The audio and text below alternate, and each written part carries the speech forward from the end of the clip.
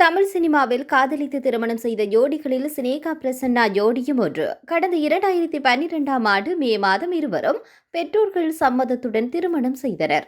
இவர்களுக்கு ஒரு மகன் மற்றும் மகள் உள்ளனர். என்னவழி என்ற படம் மூலம் தமிழ் சினிமாவில் அறிமுகமானவர்.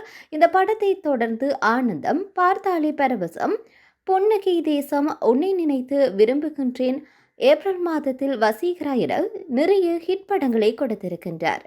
பிரசன்னாவை திருமணம் செய்து குடும்பத்தை கவனித்து வந்தவர். கடந்த 2020ஆம் ஆண்டு தனுஷ் நடிப்பில் வந்த பட்டாஸ் படத்தில் நடித்திருந்தார்.